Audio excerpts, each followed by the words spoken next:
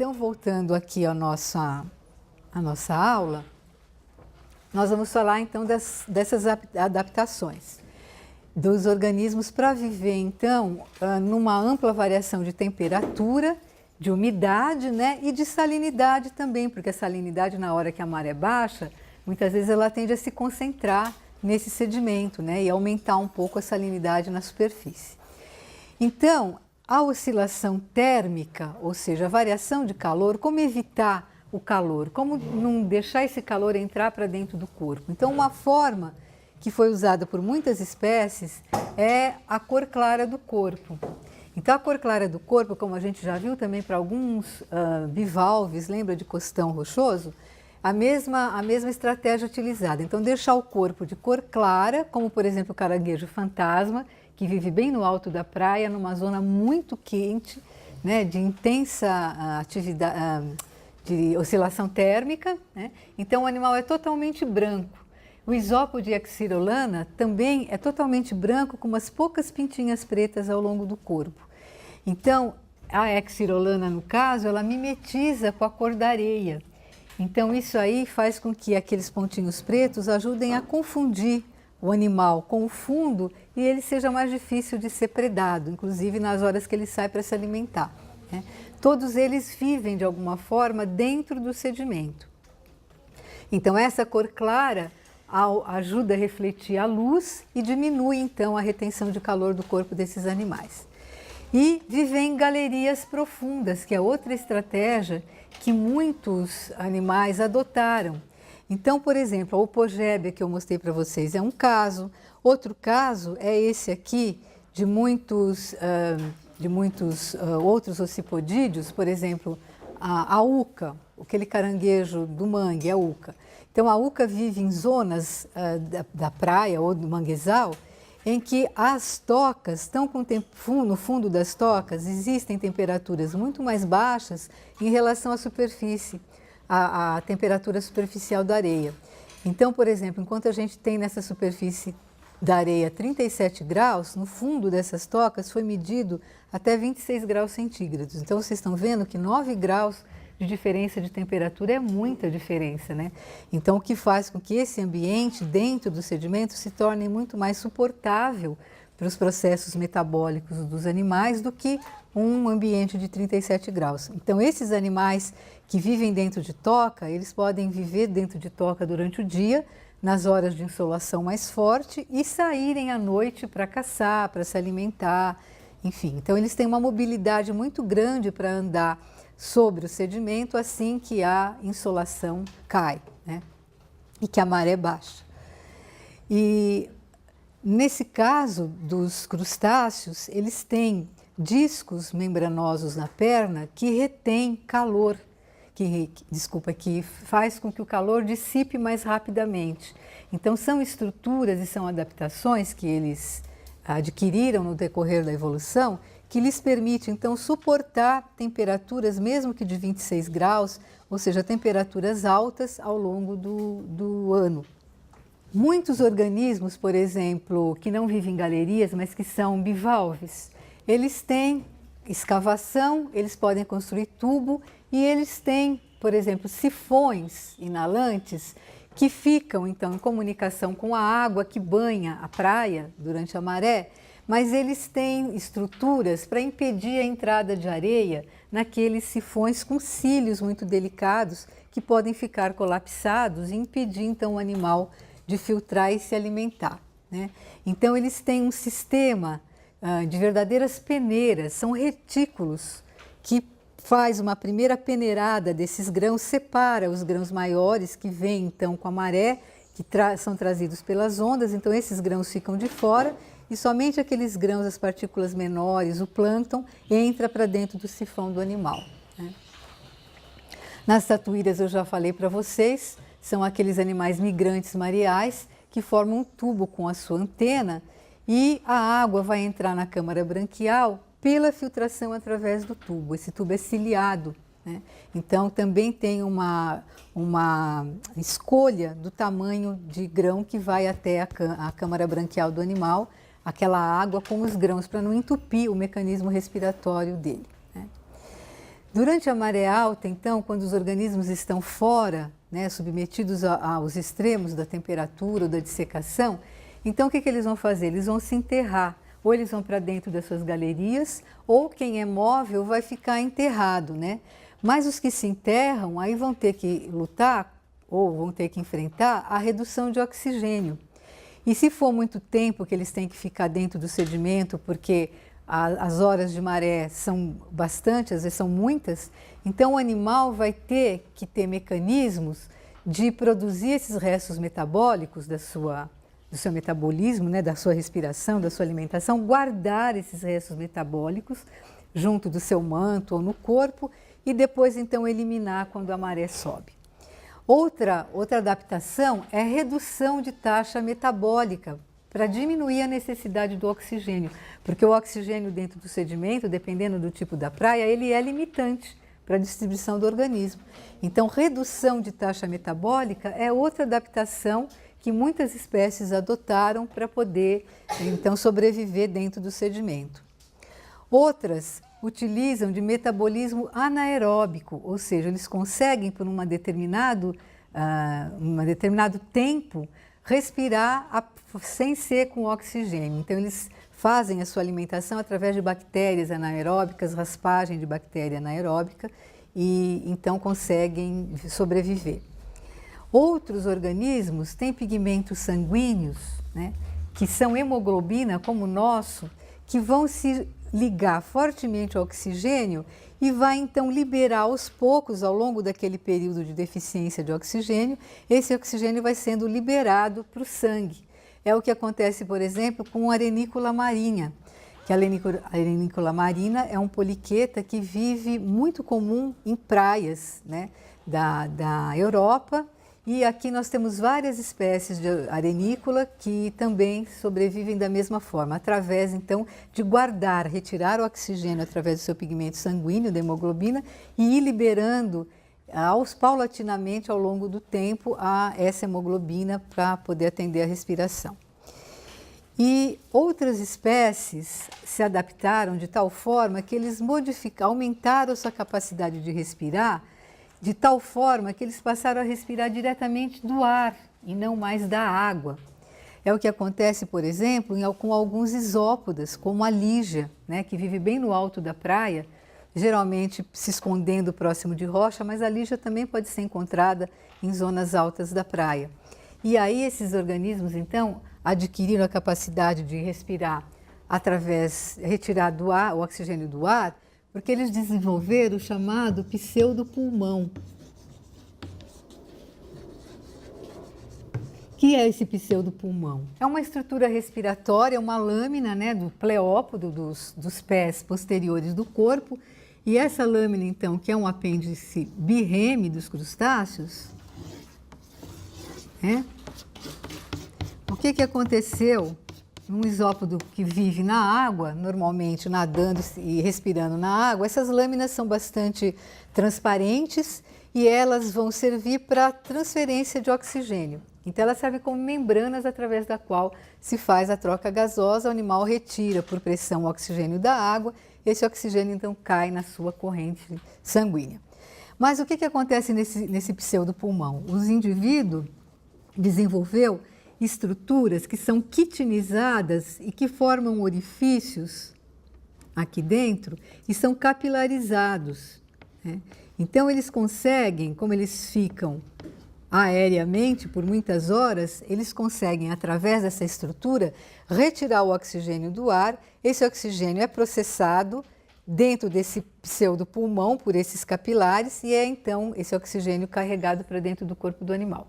Então, não é um pulmão verdadeiro porque em alguma hora, algum tempo do dia, esse animal precisa pelo menos de borrifo de água para se hidratar e para banhar essas brânquias.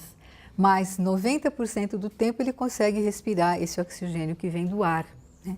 Então, é uma modificação do equipamento respiratório, do órgão respiratório do animal, na direção da independência da água.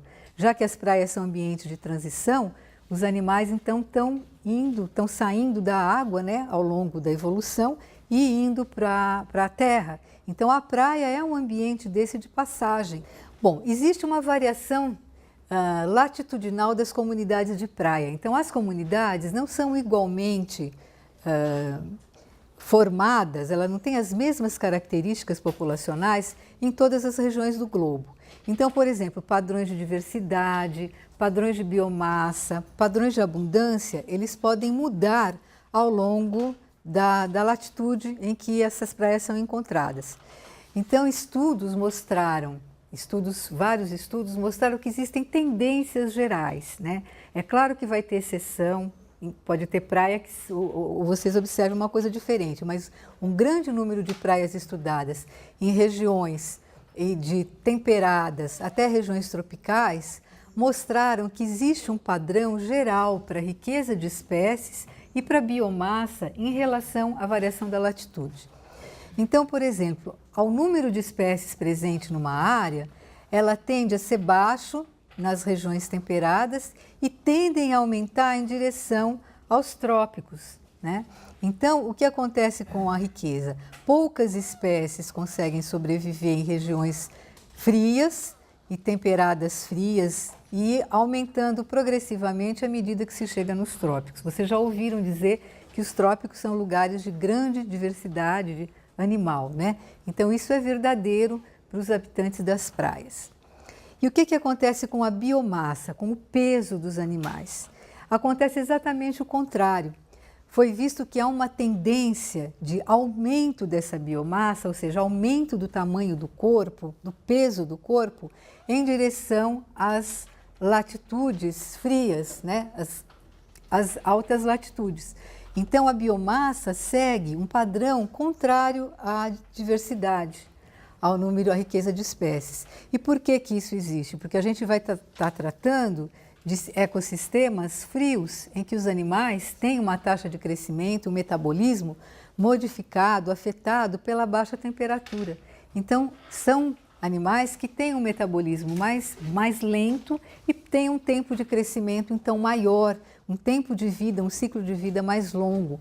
Então, eles podem atingir tamanhos maiores em relação às espécies do trópico, que costumam ter ciclo de vida curto, o máximo um ciclo de vida anual, né? Muitas vezes ciclos de vida de alguns meses.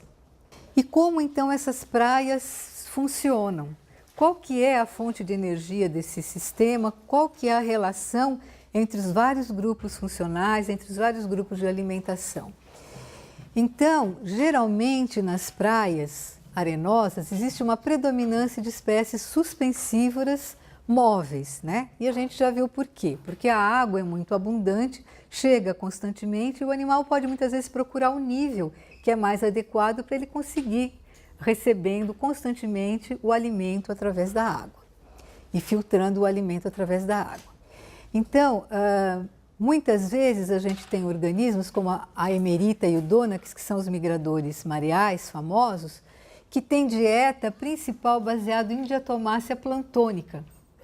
Então, o animal, na realidade, filtra plâncton. Então, ele tem que estar sempre acompanhando a maré para estar sempre filtrando o material que vem na água, o plâncton. No médio e no supralitoral também foi visto que ocorrem muitos detritívoros, que são generalistas, ou seja, eles comem qualquer tipo de grão, qualquer tamanho de grão, qualquer organismo associado àqueles grãos. Eles não escolhem, né? Então, por exemplo, são detritívoros generalistas, os isópodes exirolana, aqueles que eu falei que são pintadinhos para ficar mimetizados na areia. Pseudo-orquestóidea é um anfípoda, uma pulga da praia. Occipode, que é aquele grupo dos caranguejos fantasma. E Faléria, que é um outro grupo de poliqueta. Eles se alimentam de qualquer tipo de matéria orgânica em decomposição. Então, o material encontrado na praia como restos de animais que estão em decomposição. Só que vocês têm que ver que não é um animal grande, né? Tudo animal pequenininho que está no meio daquela areia, né? Então, são restos de animais mortos, restos de algas, pedaços de madeira, pedaços muitas vezes de papel. Tem animais que conseguem ingerir a celulose do papel, né? Embora o aproveitamento seja muito menor do que outro tipo de matéria orgânica, mas muitos conseguem ingerir o papel, embora se alimente muito pouco desse material. Existem também uma alta disponibilidade de alimento em suspensão nas águas costeiras, e isso vai então fazer com que essas comunidades, que são muito abundantes, sustentem uma quantidade também muito grande de predadores. Então, na praia é um lugar em que a predação é muito acentuada. E quem que a gente vai ter de predador? Os gastrópodes, predadores que vão sair durante a noite para se alimentar. Muitos deles desenvolvem mecanismos de injeção de substâncias paralisantes para paralisar a sua presa. É o caso, por exemplo, de muitos conídeos, né, que tem um veneno que inclusive para o homem faz efeito. E esses predadores, então, são outros caranguejos, né? Muitos siris, que também saem para se alimentar durante a noite, e muitos peixes. E, além disso, a gente tem aqueles animais que são predadores externos, que são, além dos peixes, as aves marinhas, né? Vários tipos de aves marinhas e aves terrestres, que também procuram a praia para se alimentar, além de insetos. Então, num esquema geral, nós teríamos a relação entre os organismos nesse desenho aqui, em que nós temos suspensívoros, né, dentro do grão de areia, como se a gente estivesse olhando o grão com uma lente. Então, os pequenos organismos que se alimentam de material vindo através de microalgas, de bactérias, né? Dentro do sedimento, animais que são detritívoros, se alimentam de qualquer outro resto de animal morto ou caçam animais mortos, no caso de animais vivos, no caso de serem carnívoros. Outros animais suspensívoros, como, por exemplo, a emerita que vocês viram, né? Animais predadores de topo, o Eudônax, e animais predadores de topo, como siris e outros gastrópodes, né? E a gente tem, então, os predadores externos, como as aves. Então, é um ciclo energético relativamente complexo que passa por vários níveis, né? Suspensívoros, detritívoros e carnívoros, né? São os principais tipos de alimentação e de troca, compartilhamento de energia dentro do sistema de praias arenosas. Então, agora a gente vai falar um pouquinho das dunas, né? As dunas que ocorrem no alto da praia, ocasionalmente quando as condições oceanográficas permitem com que elas se formem. Então, há organismos que conseguem habitar essas dunas, que são caracteristicamente quentes, né? São ambientes altamente de grande reflexão de calor e grande absorção de calor. Reflexão não, elas refletem o calor porque são muito brancas, mas também absorvem calor. E esses animais, então, têm que ter uma grande adaptação, que é o elemento determinante, crucial, limitante desse sistema, que é a falta de água, né? Então, os animais têm que ter adaptação, e as plantas, né, para viver aí, para contornar, então, o problema da falta de água. Então, nessas condições físicas do ambiente, os animais e as plantas vão estar expostos a ventos que são muito fortes, porque se não tiver vento forte não tem a formação de duna. Então, o vento é forte, o vento é quente, né? São regiões tropicais, e salgado, porque ele é proveniente do mar. A luz do sol é intensa, porque a gente está no alto da praia, para trás do alto da praia, já indo para o ambiente quase que terrestre. A falta de água é constante, não tem mais o lençol freático próximo das dunas. O lençol freático está lá para baixo, próximo da água, né? Existe um pequeno suprimento de alimento porque não existe essa comunicação com a água que vem do mar trazendo alimento. Praticamente não existe, pouco nenhum solo firme, porque a duna é instável. Os grãos estão sendo constantemente carregados pelo vento, assentados, recarregados pelo vento e mudados de lugar. Então, a falta de solo firme é outro fator muito importante para permitir com que os animais consigam ou não viver em solo de duna. E as tempestades de areia também são constantes, que é outra característica do ambiente. E como que se formam as dunas? O que acontece para surgir uma duna? Então, primeiro os grãos de areia que vêm carregados pelos ventos que sopram fortes e constantes do mar, têm que encontrar um obstáculo naquela faixa de areia. E esse obstáculo pode ser uma pedra, uma rocha qualquer obstáculo, uma vegetação, um tronco, qualquer coisa que foi parar naquela praia se constitui um obstáculo físico. Esse obstáculo, então, esses grãos começam a se depositar em cima desse substrato que está aqui embaixo e atrás. Então, eles formam uma deposição na face da duna, que é onde está chegando e está caindo os primeiros grãos. Esses grãos são carregados, feito borrifo, né? Quando chega a onda, carrega esses grãos, o vento carrega esses grãos para o ar e esses grãos então vão cair formando então a cava aqui após a crista da duna, formando então a cava. Então o que vocês podem fazer é uma analogia com o que faz o mar. A água faz essa mesma coisa, ela chega na praia, ela varre uma área e ela borrifa aquela água que torna a cair. Então, como é um ambiente de praia, a duna vai se formar quando a praia já acabou, na parte posterior da praia. E o que acontece com o ambiente físico da praia? Nós temos então a duna primária, que é aquela que eu mostrei para vocês, que é a duna que fica na frente do vento, na formação direta do vento do mar, né? Está constantemente sendo coberta e reformatada pelo vento. Então essa é chamada de duna primária.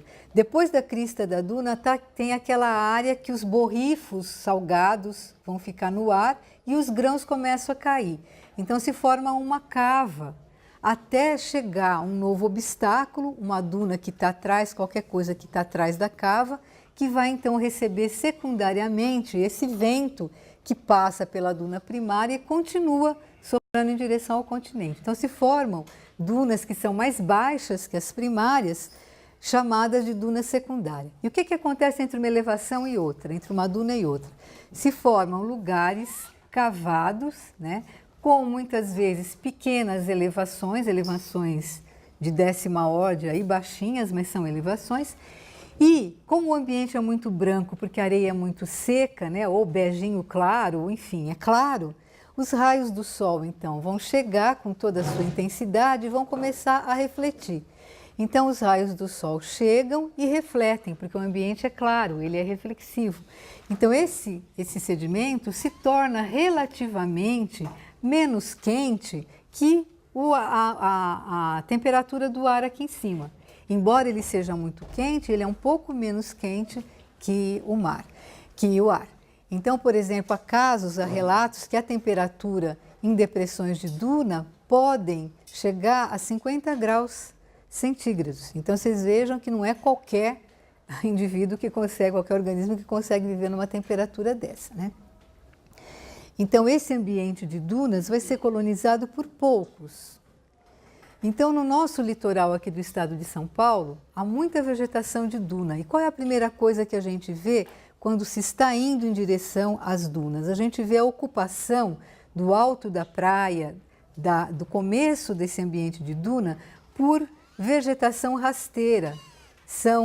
Vegetação, é uma gramínea, né, que tem um sistema de enraizamento, estão vendo aqui, ó, bem superficial, que consegue então grudar, né, juntar esses grãos nos rizomas e consegue então deixar o ambiente no seu entorno um pouco mais consolidado e além disso forma anteparo para o vento, né? Embora seja muito rasinho, o vento passe e vá depositar mais para trás dessa vegetação primária então. E essa vegetação, ela é uma vegetação halófita, porque ela resiste ao vento salgado, ela resiste a um aumento da salinidade da água que vai banhar os estômatos das folhas. Então a planta trabalha com uma água muito mais salina do que aquela água que as plantas terrestres estão acostumadas a ter, né? Que é água de chuva. Então aqui estão alguns exemplos de vegetação, muitas vezes são pequenos arbustos, né? Pode atingir 50 centímetros às vezes de altura. Também são todas essas espécies que estão aqui são vegetação encontrada no nosso litoral norte, litoral centro. E isso aqui então é a espécie hidrocótile, que também é uma planta com flor, vocês estão vendo a flor aqui, né, uma dicotiledônia, mas a base toda é formada pelo enraizamento, a primeira base para que surjam essas plantas maiores é formado então pelas plantas que são rasteiras, que têm o sistema de espalhamento de fixação pelos rizomas, né? Aqui a epineia é uma planta rasteira, olha o sistema radicular dela se espalhando sobre a areia e ela dá flor, é uma planta também com flor. E essa epineia é muito comum junto com gramas que também têm o seu sistema radicular bastante acentuado, né, bastante espalhado. Então, essas dunas, elas são importantes como ambiente costeiro de alguns lugares, né? Então, no Brasil, elas constituem ambientes importantes em vários locais. Aqui do Cabo de Santa Maria, do Cabo de Santa Marta, em Santa Catarina, até o Uruguai, porque a costa do Brasil, a plataforma vai se ampliando, né, em direção ao sul. Então, a plataforma que vai de Cabo Frio até o Rio Grande do Sul, ela tende a aumentar em vários quilômetros. Então, quando chega por volta do Cabo de Santa Marta até o Uruguai, ocorre um sistema de duna frontal que é o sistema considerado mais extenso do mundo. Ele tem 700 quilômetros de formação de dunas, né? Então é um sistema bastante importante. Existem campos de dunas importantes também, que vocês conhecem, né? Já ouviram falar, no Rio Grande do Norte e em Cabo Frio. E essas dunas são ambientes que são ameaçados. Por que eles são ameaçados? Porque, na realidade, existe muita atividade do homem que cobiça esses ambientes para usar areia para aterro, então retira essa areia da duna e vai usar em construção ou fazer aterro de outros terrenos. Especulação imobiliária, pessoal que quer modificar o ambiente para construir no lugar das dunas, então acaba com aquele ambiente. Pisoteio e uso como pista de prova para veículos, é muito comum usarem esses ambientes, que no fundo é terra de ninguém, né, para fazer pista de prova de carro, para testar motor de carro, para testar, né. E também, muitas vezes, dependendo do lugar, se usa para pastagem de gado sobre aquela vegetação que é a vegetação pioneira, aquela grama que ocorre de fixação, então, das areias. Então, existem locais em que se desenvolve uma pastagem intensa dessa grama e isso, então, acaba pisoteando os grãos e influenciando muito nesse sistema de dunas, né? Então, como que as dunas acabam? O que faz com que elas acabem? Além de alguém lá e levar areia, cavar e retirar aquela areia. Se for uma outra causa ou se elas forem desestabilizadas, ela pode acontecer, vai haver um crescente aumento da erosão e transporte massivo daquela areia. Então, se ela foi tirada uma parte daquela duna do lugar, aquele restante que ficou vai ser erodido pelo vento, vai ser remobilizado. Então, a duna que estava naquele local, ela vai se mudar de lugar, ela vai diminuir de lugar se o processo de desestabilização continuar, né? Então, vai haver uma invasão progressiva e um soterramento daqueles campos que vão se formando e dos brejos, isso é importante, brejos e banhados que geralmente estão situados atrás dessas dunas. Então, na hora que se retira a duna, o vento passa até esses banhados, até esses brejos e vão, então, diminuir o tamanho do brejo, soterrar o brejo e influir em cima de outro sistema terrestre, agora no caso, mas que tem uma grande quantidade de organismos vivendo. Então, mexer numa duna não é simplesmente acabar com a duna.